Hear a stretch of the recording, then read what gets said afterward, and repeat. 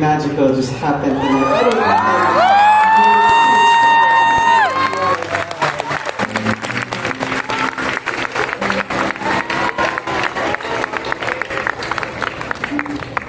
I'm sorry, I need to get your names. What are your names?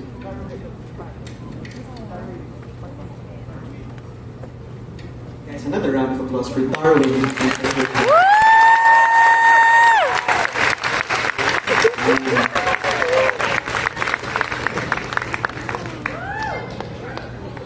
Love is beautiful.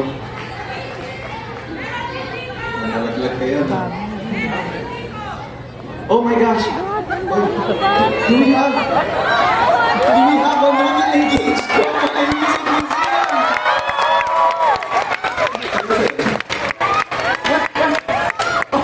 Oh my gosh!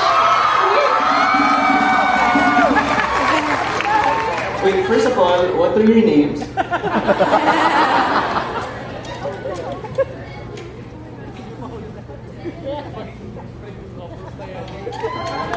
Wow, okay. A round of applause for Jess and Aaron, everyone!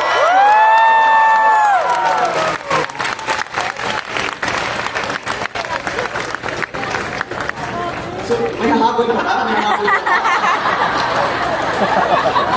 ba?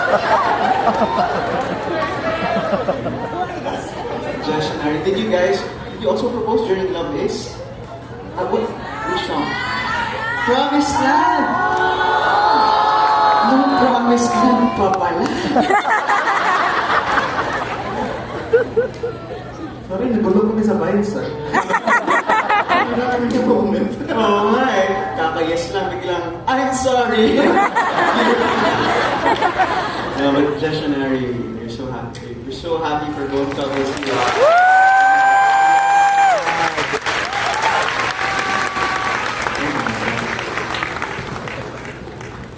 I don't want this night to end. It's just so full of love. From the top. Hindi from the top. Okay.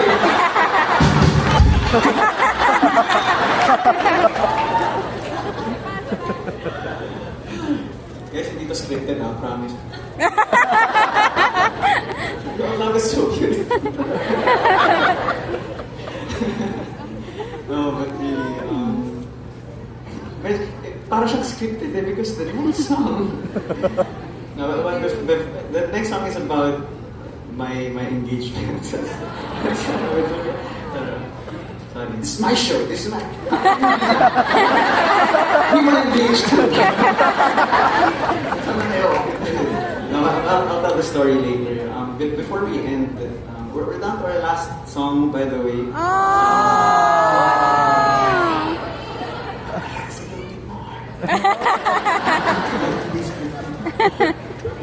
Pero direct cut natin yun. May DVD pa ba ngayon? Nakapagod ba yung DVD? Yes! But before we sing this last song, we just want to say thank you from the bottom of our hearts to all our listeners. So I've been talking all night. I know some of you are thinking, just Benny, shut up. So I will. My bandmates will say their thank yous. You guys, starting with John. Thank you so much, guys.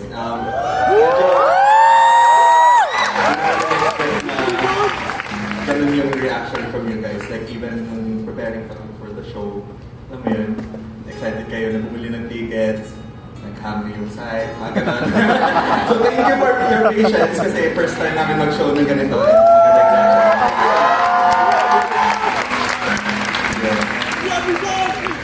Next up, Jordan Las.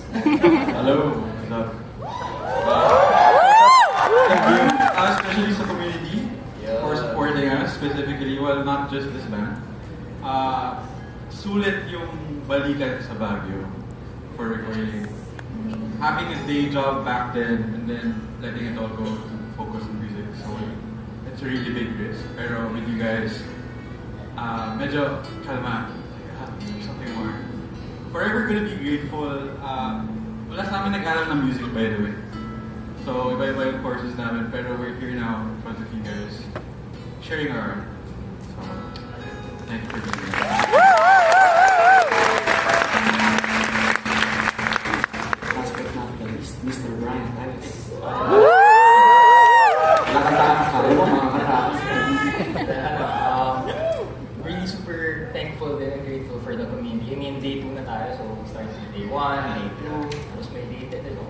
Makausapin ako sa likod eh. Hindi, pero...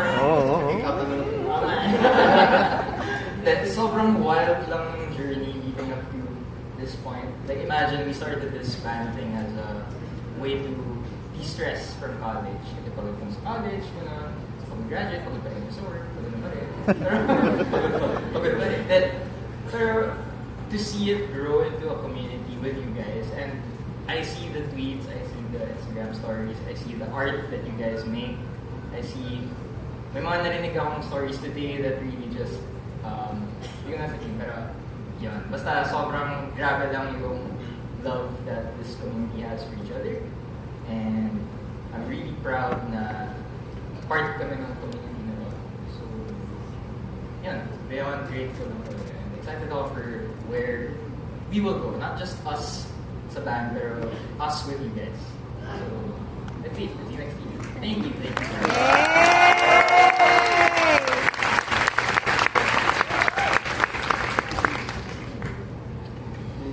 Just echoing everything that was said. Thank you for supporting our art. Thank you for participating in this community. Alam ko yung iba sa inyo nandito hindi para sa amin eh, but to be with their friends. Alam mo yun, minsan sa gig, di ba? We're happy to be an excuse or a reason for people to connect with one another and to participate in this beautiful thing that's happening. So I've said a lot today, but just receive love, keep giving love, and everything will be okay. This last song tapos anyway, the last song we'll sing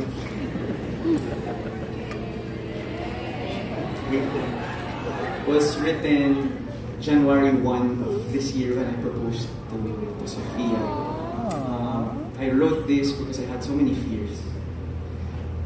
Will I be able to give her the life that I want to give her? Will I be able to, be the perfect man for her? And will I be able to deserve her? She's amazing, guys. Sakto lang. Humble pati.